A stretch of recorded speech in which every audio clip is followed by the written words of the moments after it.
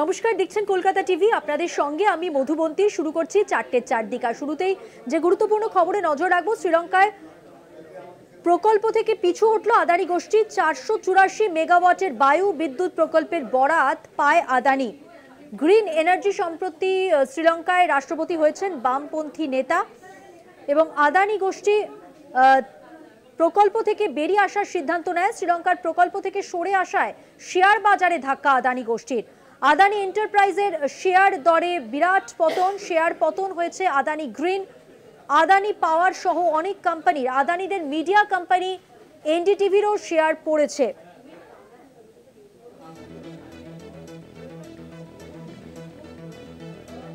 শ্রীলঙ্কা প্রকল্প থেকে পিছু হটল আদানি গোষ্ঠী। সম্প্রতি শ্রীলঙ্কায় রাষ্ট্রপতি হয়েছেন বামপন্থী নেতা আনারা কুমার। এরপরেই আদানি গোষ্ঠী প্রকল্প থেকে বেরিয়ে আসার সিদ্ধান্ত নেয়। শ্রীলঙ্কার প্রকল্প থেকে সরে আসায় শেয়ার বাজারে ধাক্কা আদানি গোষ্ঠীর। আদানি এন্টারপ্রাইজের শেয়ার দরে বিরাট পতন হয়েছে।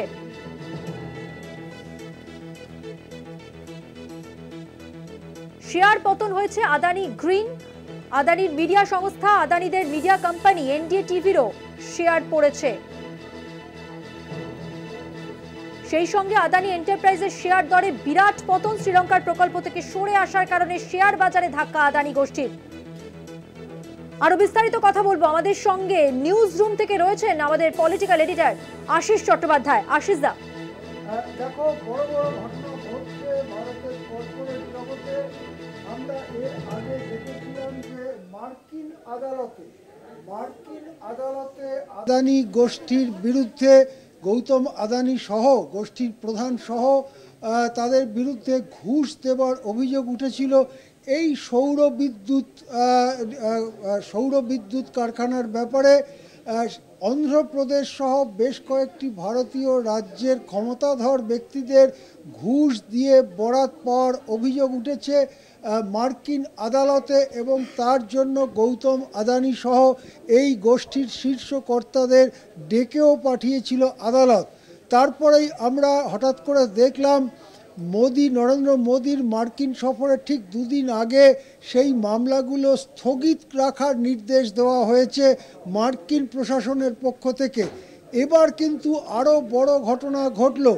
আমরা জানি এটা 1-1.5 বছর ধরেই চলছে যে শ্রীলঙ্কায় বায়ু বিদ্যুৎ তৈরি করবার জন্য মেগা প্রকল্প, বিরাট বড় প্রকল্প 484 মেগাওয়াটের। আমরা যারা তাপ বিদ্যুৎ নিয়ে আলোচনা করি, আমাদের কাছে 484 মেগাওয়াটটা খুব বড় প্রকল্প নয়, কিন্তু বায়ু বিদ্যুতের ক্ষেত্রে বিরাট জায়গা লাগে, বিরাট ব্যবস্থা করতে হয়, এবং যখন দ্রুত বেগে সাগর থেকে বাতাস বইতে থাকে তাকে পাখায় ঘুরিয়ে বিদ্যুৎ উৎপাদন করতে হয়। বিরাট মেগা প্রকল্প বলা যেতে পারে। শ্রীলঙ্কার থেকে শ্রীলঙ্কা সরকার এই প্রকল্পের বরাত দিয়েছিল গৌতম আদানিকে। এর মধ্যে শ্রীলঙ্কায় কিন্তু রাজনৈতিক পালাবদল ঘটে। সেখানে বামপন্থী নেতা আনারা কুমারা তিনি রাষ্ট্রপতি নির্বাচিত হন। রাষ্ট্রপতি নির্বাচিত হওয়ার পরেই একটি কমিটি গঠিত হয়, যে কমিটি এই বায়ু বিদ্যুৎ প্রকল্পের সমস্ত খুঁটিনাটি খতিয়ে দেখবে। এই কমিটি গঠিত হবার পরেই কমিটির মুখোমুখি না হয়ে হঠাৎ করে সেই প্রকল্প থেকে পিছু হটল আদানি গোষ্ঠী। আদানি গোষ্ঠীর অন্যতম কোম্পানি আদানি গ্রিন এনার্জি বেরিয়ে গেল সেই প্রকল্প থেকে, এবং এই খবর যখন আজকে দুপুর নাগাদ 1টা-2টো নাগাদ ছড়িয়ে পড়ে, আদানি গোষ্ঠীর প্রায় সমস্ত কোম্পানি, বড় বড় কোম্পানিগুলো এবং তাদের প্রধান কোম্পানি, যেটাকে ফ্ল্যাগশিপ কোম্পানি বলা হয়, আদানি এন্টারপ্রাইজে বড় সড়ো শেয়ার পতন। আমরা দেখলাম প্রায় 4.5% শেয়ার পড়ে গেল আদানি এন্টারপ্রাইজের। সব মিলিয়ে কিন্তু আরেকটা কোনো কেলেঙ্কারির মুখ থেকে বেরিয়ে আসবার চেষ্টা করছে আদানি গোষ্ঠী, এরকমই মনে হচ্ছে। তা না হলে কেন শ্রীলঙ্কা যে কমিটি গঠন করেছে বায়ুবিদ্যুৎ প্রকল্পের ব্যাপারে, সেই কমিটির মুখোমুখি না হয়ে শেষ মুহূর্তে হঠাৎ কোনো আগাম নোটিশ ছাড়া প্রকল্প থেকে বেরিয়ে আসবার সিদ্ধান্ত ঘোষণা করলো আদানি গ্রিন এনার্জি। প্রশ্ন উঠছে কর্পোরেট মহলে, প্রশ্ন উঠছে সাধারণ মানুষের মধ্যেও। মধুবন্তী। অনেক ধন্যবাদ। কথা বললাম আমাদের পলিটিক্যাল এডিটর আশিস চট্টোপাধ্যায়ের সঙ্গে। এবার শ্রীলঙ্কার প্রকল্প থেকে পিছু হটল আদানি গোষ্ঠী। শ্রীলঙ্কায় 484 মেগাওয়াটের বিশাল বায়ু বিদ্যুৎ প্রকল্পের বরাত পেয়েছিল আদানি গ্রিন এনার্জি। সম্প্রতি সে দেশে রাষ্ট্রপতি নির্বাচিত হয়েছেন বামপন্থী নেতা আনারা কুমার, আর এরপরেই আদানিদের বরাত খতিয়ে দেখতে নয়া কমিটি গঠিত হয়। কমিটির মুখোমুখি হওয়ার বদলে প্রকল্প থেকেই বেরিয়ে আসার সিদ্ধান্ত নিল আদানি গ্রিন এনার্জি।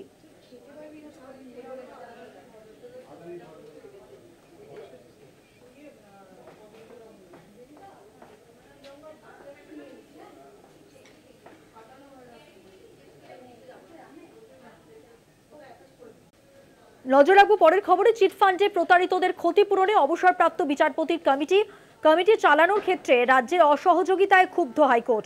অসহযোগিতার কারণ জানতে চায় হাইকোর্টের ডিভিশন বেঞ্চ। স্বরাষ্ট্র সচিবকে আদালতে এসে কারণ ব্যাখ্যার নির্দেশ দেওয়া হলো। চিটফান্ডে টাকা রেখে প্রতারিতদের ক্ষতিপূরণের জন্য তৈরি অবসরপ্রাপ্ত বিচারপতির কমিটি চালানোর ক্ষেত্রে রাজ্যের অসহযোগিতার চরম ক্ষুব্ধ হাইকোর্ট। দিনের পর দিন রাজ্যের কাছে ওই কমিটি চালানোর জন্য পরিকাঠামো, শূন্য পদ পূরণ সহ বিভিন্ন আবেদন করা হলেও এতদিনেও তা কার্যকর করা হয়নি। রাজ্যের এই অসহযোগিতার কারণ জানতে চায় হাইকোর্ট। বিচারপতি জয়মাল্য বাগচির ডিভিশন বেঞ্চ। আদালতের নির্দেশ কি না, আদালত যেটা বলেছে, আগামী বৃহস্পতিবার রাজ্যের স্বরাষ্ট্র সচিব আদালতে এসে সরকারের এমন অসহযোগিতার কারণ কি তার ব্যাখ্যা করবেন। তিনি বলেছেন, কমিটির শূন্য পদ পূরণ হচ্ছে না। যেসব কর্মী অফিসার সেখানে কর্মরত ছিলেন তাদের অনেকেরই কাজের মেয়াদ শেষের পথে, তাদের মেয়াদ বাড়ানোর ক্ষেত্রেও কোনো পদক্ষেপ করা হচ্ছে না। প্রতিনিধি পীযূষ কান্তি নাগ রয়েছেন টেলিফোন লাইনে। পীযূষ দা, আদালত আর কি নির্দেশ দিয়েছে? দেখো, রাজ্যের চিটফান্ডগুলির আমানতকারীদের অর্থ ফেরানো নিয়ে যে কমিশন তৈরি করা হয়েছে, অবসরপ্রাপ্ত বিচারপতি সুব্রত তালুকদার এখন সেই কমিশনের চেয়ারম্যান হিসাবে রয়েছেন। সেই কমিশনের সমস্ত পরিকাঠামো দেওয়া হচ্ছে না, অনুমোদন দেওয়া হচ্ছে না, চেয়ারম্যানের রেমুনারেশন দেওয়া হচ্ছে না, যে উপযুক্ত পরিমাণ কর্মচারী প্রয়োজন তার অনুমোদন পাওয়া যাচ্ছে না, এমনটাই অভিযোগ আদালতে উঠে আসে। এবং বিচারপতি জয়মাল্য বাগচির ডিভিশন বেঞ্চের নির্দেশ, আগামী বৃহস্পতিবার রাজ্যের স্বরাষ্ট্র সচিবকে আদালতে হাজির হতে হবে। হাজির হয়ে এ বিষয়ে ব্যাখ্যা করতে হবে। বিচারপতি জয়মাল্য বাগচির মন্তব্য, যে কমিটির শূন্য পদ, যেসব কর্মী এবং অফিসাররা সেখানে কর্মরত ছিলেন তাদের অনেকেরই কাজের মেয়াদ শেষ হয়ে গেছে, তাদের মেয়াদ বাড়ানোর ক্ষেত্রে কোনো পদক্ষেপ গ্রহণ করা হচ্ছে না। নতুন চেয়ারম্যান এসেছেন, তার রেমুনারেশন দেওয়ার জন্য নির্দেশ থাকলেও সরকার তাতে অনুমোদন দেয়নি। শুধু তাই নয়, আগের যিনি চেয়ারম্যান ছিলেন তারও রেমুনারেশনের মোটা টাকা এখনো বকেয়া রয়েছে। এই অবস্থায় এই কমিটি গঠন করা হয়েছিল রাজ্যের আশ্বাসেই, অর্থাৎ রাজ্যের আশ্বাসেই এই কমিটি গঠন করেছিল। সেখানে পরিকাঠামো সহ সুযোগ সুবিধা এই কমিটিকে দেওয়ার দায়িত্ব রাজ্যে, এমনটাই মন্তব্য বিচারপতি জয়মাল্য বাগচি। কিন্তু বাস্তবে তা কেন করা হচ্ছে না সেই নিয়ে পরিষদ তলব করবেন রাজ্যের স্বরাষ্ট্র সচিবের কাছে।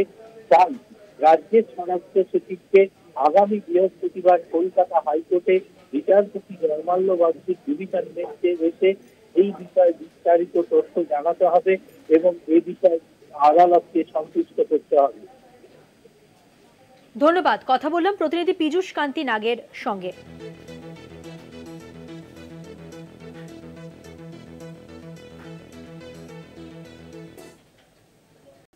চোখ রাখবো পরের খবরে। মহিলাদের নিরাপত্তায় রাজ্যকে গাইডলাইন তৈরির নির্দেশ হাইকোর্টের। মহিলাদের সুরক্ষার দাবিতে জনস্বার্থ মামলার নির্দেশ আদালতের। বরিষ্ঠ আধিকারিকদের নিয়ে নিরাপত্তা ব্যবস্থা পর্যালোচনা করারও নির্দেশ। নিরাপত্তার খসড়া তৈরি করে বাস্তবায়নের নির্দেশ দেওয়া হয়েছে হাইকোর্টের পক্ষ থেকে। আরো বিস্তারিত জানবো, আমাদের সঙ্গে টেলিফোন লাইনে রয়েছেন আমাদের প্রতিনিধি পীযূষ কান্তি নাগ। পীযূষ দা, হাইকোর্টের এই নির্দেশ সম্পর্কে কি তথ্য উঠে আসছে? দেখো, আইটি সেক্টরে বিশেষত ভূটানের মতো এলাকায় নাইট শিফটে যে সমস্ত মহিলারা কাজ করেন তাদের নিরাপত্তা ও সুরক্ষার দাবিতে যে জনস্বার্থ মামলা হয়েছিল, এই মামলায় প্রধান বিচারপতি ডিভিশন বেঞ্চের নির্দেশ যে রাজ্যের সচিবকে এলাকার একটি সিনিয়র আধিকারিকদের কি গঠন করে পর্যালোচনা করতে হবে, কিভাবে এই নিরাপত্তা ব্যবস্থাকে আরো উন্নত করা যায় এই সংক্রান্ত একটি খসড়া তৈরি করে গোটা রাজ্যে তা বাস্তবায়ন করতে হবে। মূলত আবেদনকারী দাবি ছিল যে হিমাচল প্রদেশ, তেলেঙ্গানা, কর্ণাটক সরকার এ বিষয়ে নির্দিষ্ট গাইডলাইন রয়েছে, রাজ্যে সেরকম কোনো গাইডলাইন নেই, সেই জন্য একটি নতুন গাইডলাইন তৈরি করুন। যদিও রাজ্যের তরফে আইনজীবী কৃষ্ণচন্দ্র বন্দ্যোপাধ্যায় আদালতে বলেন যে রাজ্যের 6টি প্রকল্প যা করেছে, মেডিকেল কলেজ এবং হোস্টেল, বিভিন্ন জায়গায় কর্মরত মহিলাদের জন্য ব্যবস্থা করা হয়েছে। 2016 সালে এই 2000 বছরে 16ই জানুয়ারি ইলেকট্রনিক কমপ্লেক্স থানার নিরাপদ বিষয়ক একটি বিজ্ঞপ্তি জারি করেছে। এই বিজ্ঞপ্তির রিপোর্ট আজকে জমা করল কলকাতা হাইকোর্টে। ওই বিজ্ঞপ্তিতে উল্লেখ আছে কলেজ মোড়, ওয়েবেল মোড়, এসডিএফ, বিডিআই এই অঞ্চলে মহিলাদের নিরাপত্তার জন্য বিশেষ ব্যবস্থা করা হয়েছে।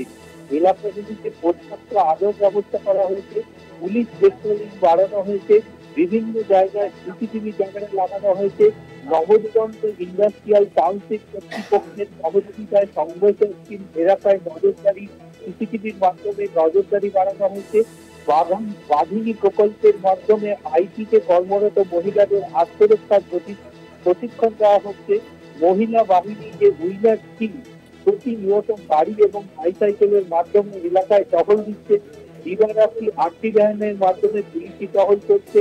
এছাড়া 215 bus stand, sector 5 bus stand, college মোড়, অটো স্ট্যান্ড সহ আইটি সেক্টরের বিভিন্ন গুরুত্বপূর্ণ এলাকায় মহিলা এবং পুরুষ থানা পুলিশের টহলদারি বাড়ানো হয়েছে। এখনো পর্যন্ত কোন রকম মহিলাদের নিরাপত্তার নেই এমন অভিযোগ ইলেকট্রনিক কমপ্লেক্স থানায় জমা পড়েনি, এমনটাই লিখিতভাবে জানানো হয়েছে কলকাতা হাইকোর্টকে। এই রিপোর্ট দেখার পর কলকাতা হাইকোর্ট রাজ্যের পুলিশকে নির্দেশ দিয়েছেন এই মহিলাদের নিরাপত্তার বিষয়ে একটি নির্দিষ্ট গাইডলাইন উচ্চপদস্থ আধিকারিক এবং সচিবদের অভিজ্ঞ বিশেষজ্ঞদের নিয়ে একটি খসড়া তৈরি করে সেই খসড়া যাতে রাজ্যের বিভিন্ন সমস্ত জায়গায় বাস্তবায়িত করা যায় সেই গাইডলাইন তৈরি করার জন্য। ধন্যবাদ। পীযুষদা, আমাদের সঙ্গে থাকো।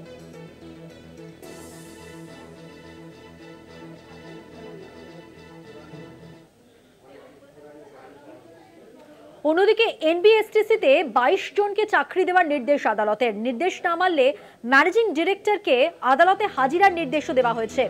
আরো বিস্তারিত জানবো, আমাদের সঙ্গে টেলিফোন লাইনে রয়েছেন আমাদের প্রতিনিধি, আপনারা জানেন, পীযূষ কান্তিনাথ। পীযূষদা, দেখো, এনবিএসটিসি প্রায় 2014 সালে যে সমস্ত ক্যাজুয়াল কর্মী যারা ছিলেন তাদের পরবর্তীকালে পার্মানেন্টের জন্য ট্রাইব্যুনাল অর্থাৎ স্টেট ট্রাইব্যুনালে তারা আপিল জানান এবং সেখানে তাদের নিয়মিত করবার জন্য যে নির্দেশিকা জারি হয়েছিল, পরবর্তীকালে কলকাতা হাইকোর্টে সেই মামলা করায় কলকাতা হাইকোর্ট এবং সুপ্রিম কোর্টে সেই নির্দেশিকা জারি করে। কিন্তু আদালতের নির্দেশিকা সত্ত্বেও সেই কাজ না হওয়ায় কলকাতা হাইকোর্টের প্রধান বিচারপতি ক্ষুব্ধ হন এবং এমডিকে নির্দেশ দিয়েছেন যে আদালতের নির্দেশ না মানলে তাকে সংশোধনাগারে পাঠানোর চিন্তা ভাবনা করবে আদালত, এমনটাই হুঁশিয়ারি প্রধান বিচারপতি। পরবর্তীকালে প্রধান বিচারপতি নির্দেশ দিয়েছেন যে 6 দিনের মধ্যেই, মার্চ মাসের মধ্যেই 22 জনকে অবিলম্বে চাকরিতে নিয়োজিত করতে হবে।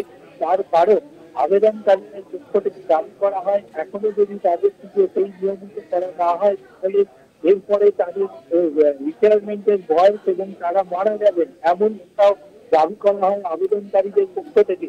বিচারপতির নির্দেশ মার্চের মধ্যে এই নির্দেশটাকে ইমপ্লিমেন্ট করতে হবে এবং যদি না করে তাহলে এমডি সমস্যার এমডিকে আদালতে হাজির হয়ে এই বিষয়ে জানাতে হবে যে কেন আদালতের নির্দেশ তারা বাস্তবায়িত করবে না। হ্যাঁ পীযূষদা, ধন্যবাদ। কথা বললাম আমাদের প্রতিনিধি পীযূষ কান্তি নাগের সঙ্গে।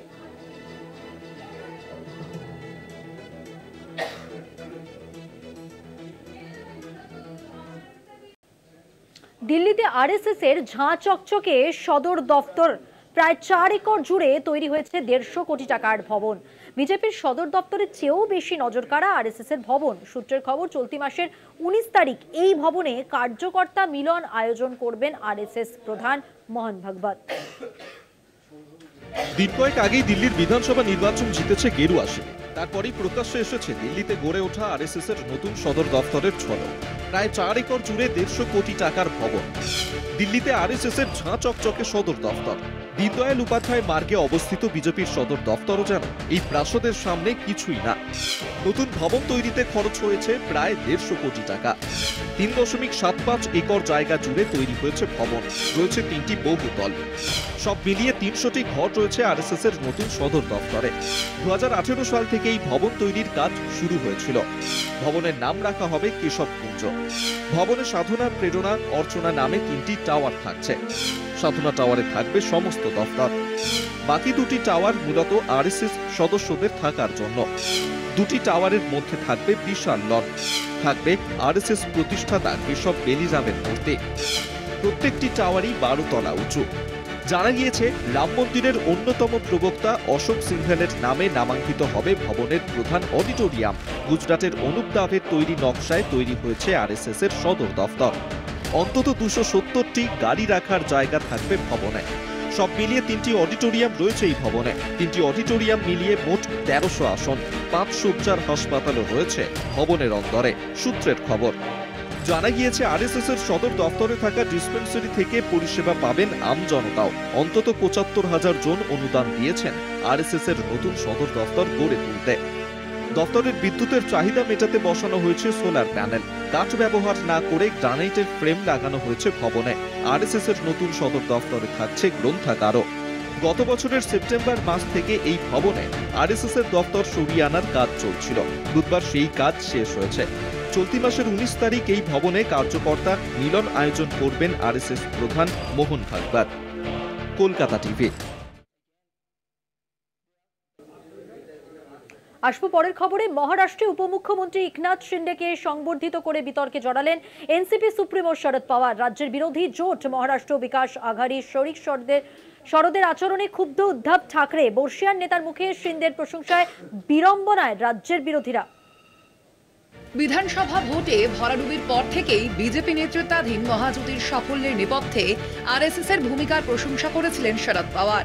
তাতেই অস্বস্তিতে পড়ে বিরোধী জোট মহাবিকাশ আঘাড়ির বাকি 2 শরিক উদ্ধব সেনা এবং কংগ্রেস।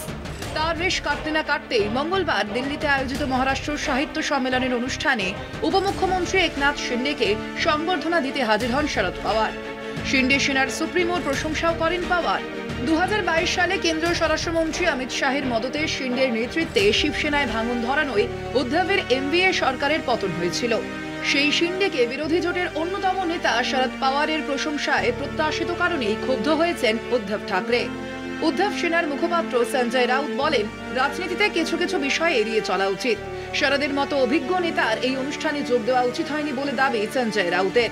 উদ্ধব সরকারের পতন প্রসঙ্গ তুলে তিনি বলেন, শিন্ডেকে সংবর্ধনা জানানো পরোক্ষে অমিত শাহকেই মান্যতা দেওয়া। যদিও পাওয়ার শিবিরের মতে মারাঠা সাহিত্যের অনুষ্ঠানের মধ্যে রাজনীতি খোঁজা ঠিক নয়। বিরোধীদের অন্দরের কাজিয়া উস্কে দিয়েছে বিজেপি। পদ্ম শিবিরের দাবি, উদ্ধবের চাইতে শিন্ডে যে যোগ্য তা পরোক্ষে মেনে নিলেন শরদ পাওয়ার। কলকাতা টিভি।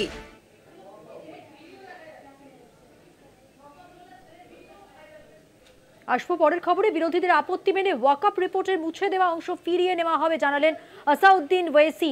সাংসদ ওয়েসি জানান, মুছে যাওয়া অংশ ফেরানোর দাবিতে লোকসভার অধ্যক্ষ ওম বিড়লার সঙ্গে দেখা করেছিলেন বিরোধী সাংসদরা। অধ্যক্ষ সেই কথা মেনে মুছে দেওয়া অংশ সহ রিপোর্টটি লোকসভায় পেশ করার নির্দেশ দিয়েছেন। ওম বিড়লার সঙ্গে দেখা করে দাবি জানাতে গিয়েছিলেন সাংসদ এ রাজা, কল্যাণ বন্দ্যোপাধ্যায়, গৌরব গগৈ সহ বেশ কয়েকজন সাংসদ।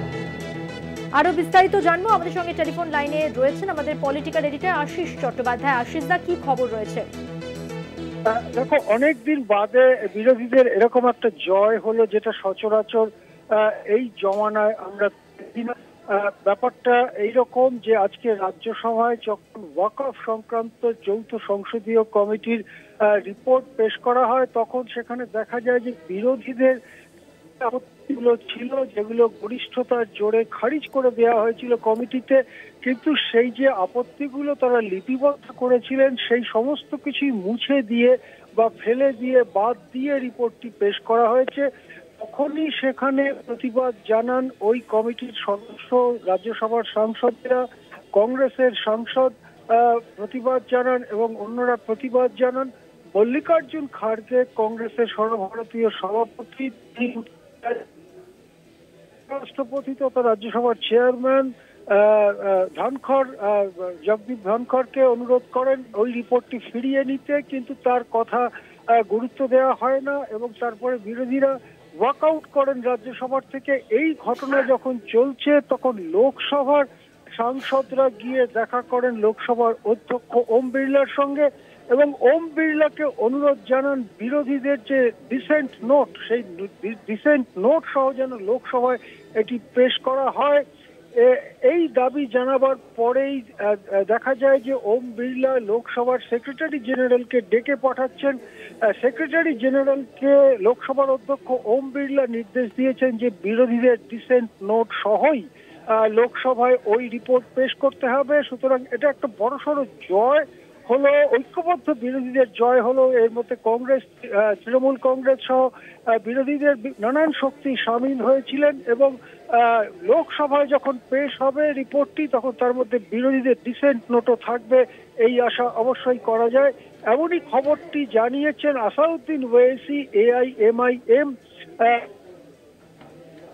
আসাউদ্দিন ওয়েসি এই খবর জানিয়েছেন।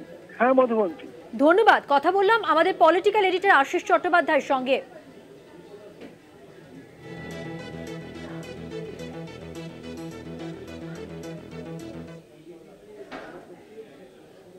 বিধানসভায় পাশ হওয়া অপরাজিতা বিল অনুমোদনের দাবিতে এবার রাষ্ট্রপতির দ্বারস্থ তৃণমূল। দলের লোকসভার দলনেতা সুদীপ বন্দ্যোপাধ্যায় এবং রাজ্যসভার নেতা ডেরেক ওব্রায়েন সহ 11 জনের প্রতিনিধি দল রাষ্ট্রপতি দ্রৌপদী মুর্মুর কাছে 3 পাতার চিঠি দেন। চিঠিতে ধর্ষণ খুনের প্রতিরোধে বিলের গুরুত্ব এবং প্রয়োজনীয়তার কথা তুলে ধরে অবিলম্বে তা অনুমোদন করার আবেদন জানায় তৃণমূল। গত 3রা সেপ্টেম্বর রাজ্য বিধানসভায় সর্বসম্মতিতে পাশ হয় অপরাজিতা উইমেন অ্যান্ড চাইল্ড বিল 2024। অপরাজিতা আইন কার্যকর হলে অপরাধী দ্রুত শাস্তি নিশ্চিত করা যাবে বলে দাবি করেন সুদীপ বন্দ্যোপাধ্যায়।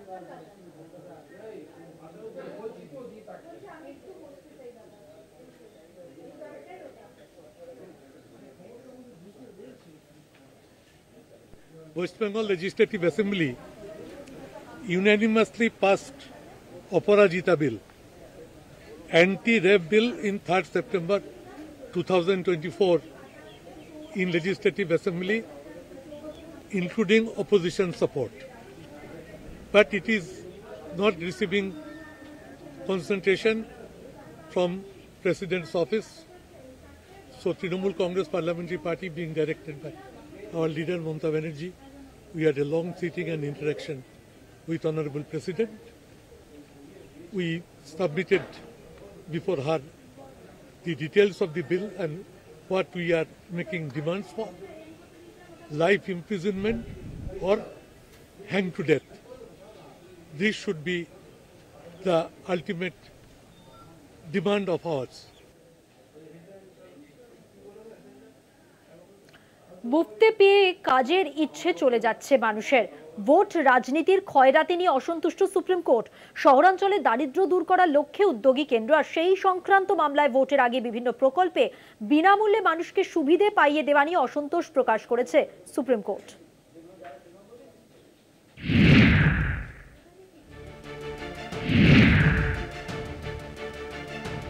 খয়রাতির রাজনীতি অর্থাৎ নির্বাচনের আগে বিনামূল্যের উপহার ঘোষণা, এবার এই প্রথার তীব্র নিন্দা করল সুপ্রিম কোর্ট।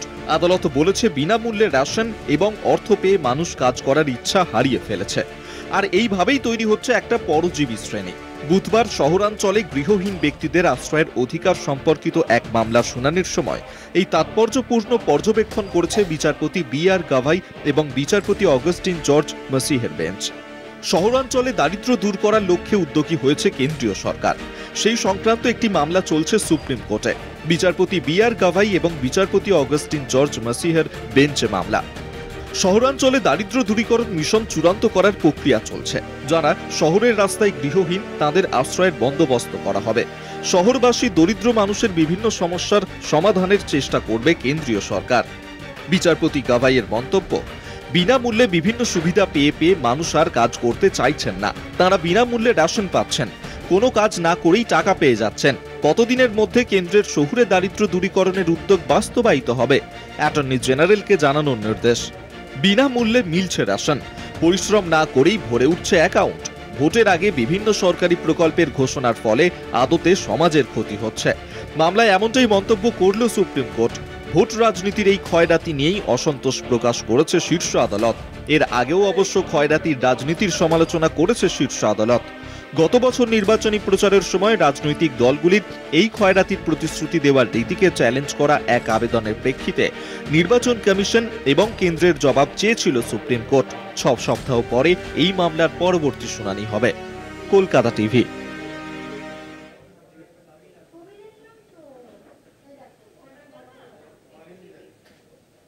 নজর রাখবো পরের খবরে। বিজেপির মণ্ডল সভাপতি ও জেলা সভাপতি নির্বাচনে অনুমতি, 10 দিন বন্ধ থাকার পর অনুমোদন কেন্দ্রীয় নেতৃত্বের। সুনীল বনসাল ও অমিত মালব্যর সঙ্গে রাজ্য নেতৃত্বের বৈঠকের পরে সিদ্ধান্ত, বিক্ষোভ থাকলে এখনই নাম ঘোষণা করা যাবে না। আরো বিস্তারিত জানাচ্ছেন আমাদের সঙ্গে টেলিফোন লাইনে রয়েছেন আমাদের বিশেষ প্রতিনিধি অঞ্জন রায়। অঞ্জনদা, কি খবর বিজেপি সূত্রে? দেখো, গত 6 তারিখে সার্কুলার জারি করে এই নির্বাচন বন্ধ করে দেওয়া হয়, মণ্ডল সভাপতি এবং জেলা সভাপতির নির্বাচন। কারণ বহু জায়গায় বিক্ষোভ হচ্ছিল, বহু অভিযোগ কেন্দ্রীয় নেতৃত্বের কাছে যাচ্ছিল যে নিজেদের লোকদের বসানো হচ্ছে, কারোর কথা শোনা হচ্ছে না, যেসব জায়গায় নির্বাচন হচ্ছে কর্মীদের। এই নিয়ে একটা ক্ষোভ জন্মেছিল। স্বাভাবিকভাবেই সেই সময় নির্বাচন বন্ধ রাখতে বাধ্য হয়েছিল কেন্দ্রীয় নেতৃত্ব। গতকাল কেন্দ্রীয় নেতৃত্বের পক্ষ থেকে তারা কলকাতায় আসেন এবং রাজ্য নেতৃত্বের সঙ্গে বসে পুরো বিষয়টা তারা শোনেন। আপাতত তাদের অনুমতি দিয়েছে। আমরা যা জানতে পারছি যে 16 তারিখের পর থেকে চলতি মাসের মণ্ডল সভাপতি নির্বাচনে যারা জিতছেন তাদের নাম ঘোষণা করা যাবে এবং 25শে ফেব্রুয়ারির পর থেকে জেলা সভাপতি হিসাবে যারা নির্বাচিত হবেন তাদের নাম ঘোষণা করা যাবে। শুধু বলা হয়েছে যেসব জায়গায় বিক্ষোভ হবে বা যেসব জায়গায় বিতর্ক থাকবে সেই সব বিষয়ে নাম ঘোষণা করা যাবে না। সেক্ষেত্রে কেন্দ্রীয় নেতৃত্বের কাছে পুরো বিষয়টা পাঠাতে হবে বা জানাতে হবে, তারপর কেন্দ্রীয় নেতৃত্ব চূড়ান্ত সিদ্ধান্ত নেবে। কিন্তু যে বিষয়টা বলা সেটা হচ্ছে যে নির্বাচন প্রক্রিয়া আটকে যেটা গেছিল সেইটা আবার নতুন করে চালু হলো বলা যেতে পারে।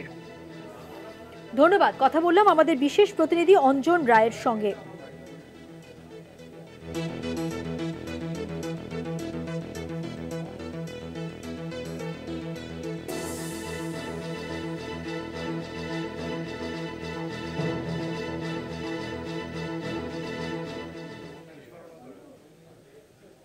চোখ রাখবো পরের খবরে। প্রাথমিক নিয়োগ জামিন মামলায় ফের দৃষ্টি আকর্ষণ কালীঘাটের কাকুর। বিচারপতি অরিজিৎ বন্দ্যোপাধ্যায়ের ডিভিশন বেঞ্চে দ্রুত শুনানির জন্য দৃষ্টি আকর্ষণ। নিম্ন আদালতে কণ্ঠস্বরের নমুনা দিয়েছেন সুজয় কৃষ্ণ ভদ্র। চলতি সপ্তাহে শুনানির সম্ভাবনা রয়েছে। বিচারপতি অরিজিৎ বন্দ্যোপাধ্যায়ের ডিভিশন বেঞ্চে দৃষ্টি আকর্ষণ কালীঘাটের কাকুর। প্রাথমিক নিয়োগ জামিন মামলায় ফের দৃষ্টি আকর্ষণ। নিম্ন আদালতে ইতিমধ্যেই কণ্ঠস্বরের নমুনা দিয়েছেন সুজয় কৃষ্ণ ভদ্র। চলতি সপ্তাহেই শুনানির সম্ভাবনা রয়েছে।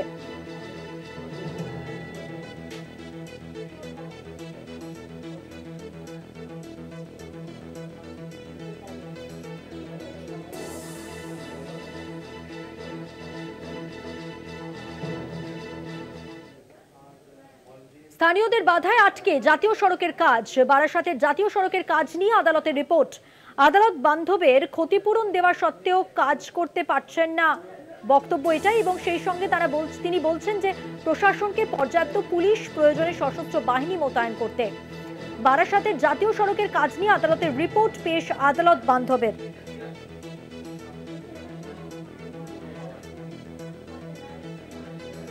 স্থানীয়দের বাধায় আটকে জাতীয় সড়কের কাজ। বারাসাতের জাতীয় সড়কের কাজ আটকে রয়েছে।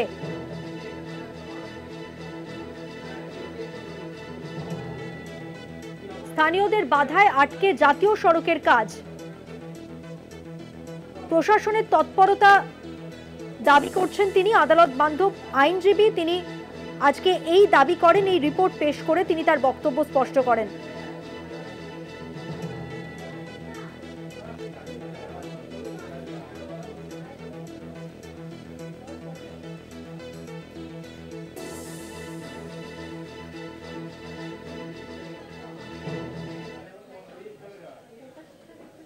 বর্ধমানের সাই কমপ্লেক্সে রাষ্ট্রীয় স্বয়ংসেবক সংঘ অনুষ্ঠানে বাধার অভিযোগ উঠল।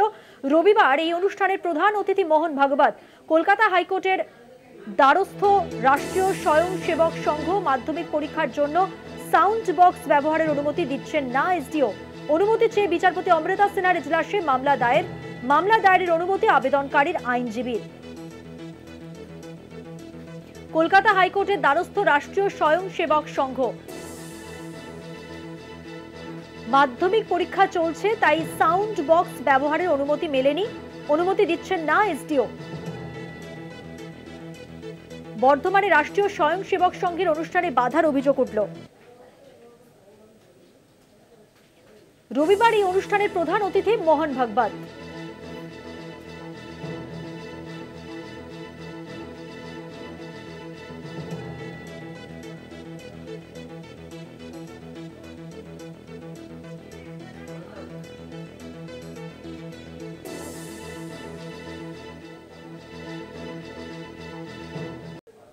চারটের চারদিক আজকের মতো এ পর্যন্তই। দেখতে থাকুন কলকাতা টিভি, রাত দিন 7 দিন।